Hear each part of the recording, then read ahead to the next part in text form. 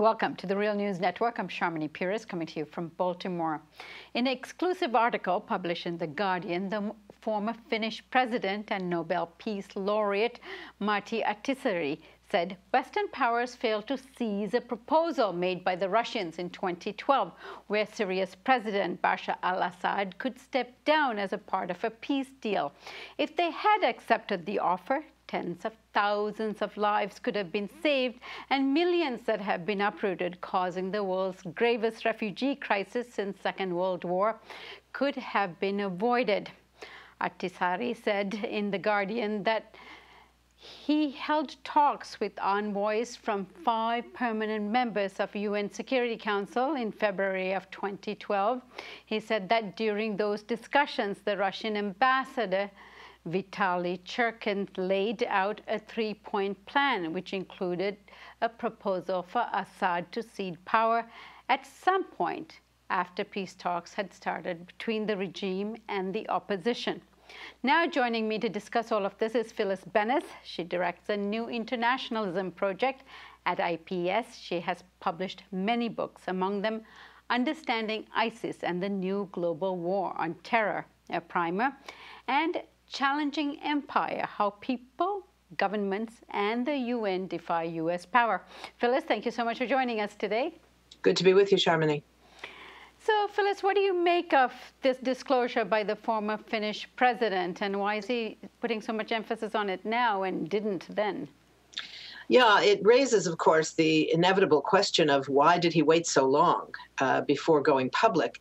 What Martti Ahtisaari says is that in a private conversation with the Russian ambassador, Vitaly Churkin, this proposal was made, a 3-part proposal of what should happen. 1, to not arm the opposition. 2, to start a dialogue between the opposition and President Assad. And 3rd, what he called finding an elegant way for Assad to step aside. That doesn't mean that Assad was prepared at that moment, or that Russia, for that matter, was prepared to push Assad to step down immediately. But it does mean that there were options available. There were possibilities that could and clearly should have been investigated about what kind of a process could have been underway that would have allowed some kind of face saving for Assad. Maybe others in his regime would have participated rather than the president himself. There could have been a number of possibilities. And what was clear was that the French, the British, and particularly the United States, apparently, and as far as Ahtisaari knew, they were so convinced that the Assad regime was about to collapse that there was no need to negotiate like this. They would just wait for the regime to collapse and preside over the glorious victory. And it's one of these things of, why would you imagine such things? Why would you ever imagine that in these chaotic, militarized situations, that things were going to go well? They never go well. And the idea that the Americans and the Brits and the French somehow had this illusion that this was all going to just happen quickly by itself is a very frightening thing.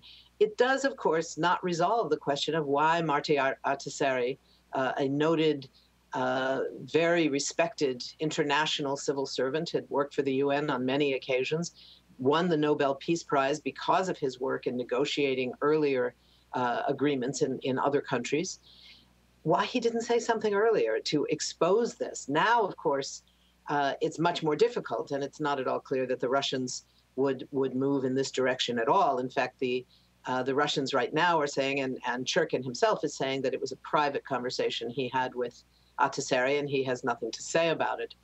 But it does go to this question of the unwillingness of the U.S. at that time to have recognized that there were possibilities for negotiations, that it was not necessary to militarize the situation as they did, that has been the root of so much of the crisis that's now underway. Right. And from what I understand, at these talks, the 5 permanent members of the Security Council actually had doubt in terms of, at least 3 of them, he says, had doubt whether they could actually bring about Assad to step down, that the Russians could actually fail in doing so. What do you make of that? From what I understand, Assad's a very steel man in terms of his entrenchment in Syria. Well, I think that's certainly true now. Whether this would have been exactly the same back in 2012, 3 years ago, it's hard to know. And whether the Russians could essentially deliver Assad is a question. But all of these are questions that should have been taken up immediately in the context of serious multi-party diplomacy. The notion that the ambassadors of the US and Britain and France would simply throw up their hands and say, you know what, we don't think the Russians are really serious. And anyway, we don't think it matters because the Assad regime is about to fall. That's what's so shocking about this. Not surprising on some level, but shocking nonetheless, particularly given the aftermath, given the millions of people who have been forced into exile, who have lost their homes, the hundreds of thousands who have died in this war, the millions who are now on the move in these massive refugee flows. Given what the price has been, it's really shocking to see that there was no effort to determine, maybe it was true, maybe the Russians couldn't deliver, but why wouldn't they try? Maybe it was true that Churkin was not speaking for the Russian leadership at that time. That was another question, whether he actually had Moscow behind him. Why not investigate? Why not go public and say, we have a proposal, and let the Russians come back and fight with them, saying, no, it was our proposal first. Fine, let them all fight over whose idea it was first. But to simply put it aside and say, we're not interested, that's what's so shocking about this whole revelation. Phyllis, in a recent article you penned on the refugee crises, you wrote, the Syrian war, and particularly the rise of ISIS, has everything to do with U.S. actions dating back to the 2003 invasion and occupation of Iraq, which gave rise to ISIS in the first place. Even now, U.S. airstrikes in Syria and neighboring Iraq are escalating the war in both places. Do take us back and give us a history lesson in terms of that foreign policy that is responsible for this crisis now we are facing. Well, the rise of ISIS, of course, despite all of the efforts by Republicans and other warmongers in this country to root the rise of ISIS in the withdrawal of U.S. troops from Iraq in 2011, the rise of ISIS began in 2004. ISIS, in an earlier iteration, it changed names many times, but the same organization rose in 2004 as one of what was then many Sunni-based militias in Iraq that came together to fight against the U.S. invasion and occupation and against the government the U.S. had put in power, the Shia-dominated sectarian government that was put in power. It rose and fell at various points during the civil war that rose in Iraq. And of course, by the time of the rise of the Arab Spring, it had faded away a little bit. It was not as visible as it had been, but it reemerged in 2012 in Syria now, at the time of the rise of the civil war and as instability grew there. So the rise of ISIS, which it's been the rise of ISIS itself and the U.S.-led coalition, the militarization of the fight against ISIS throughout the region that has led to this horrifying situation we now face with wars spreading throughout the region, weapons coming from Libya with the overthrow of Gaddafi, and the rise in U.S. and U.S.-backed bombing campaigns throughout the region. You have this extraordinary level of violence going on across the Middle East. And it's in that context that ISIS has emerged as a major player, seizing territory, et cetera. And it's in that context, the context of the seizure of territory, the rise of what's now called the Islamic State, that you now see the results of failing to negotiate, failing to put diplomacy instead of war at the top of the U.S. agenda. We've been cheering in recent weeks the victory of diplomacy over war in the case of defending the Iran deal.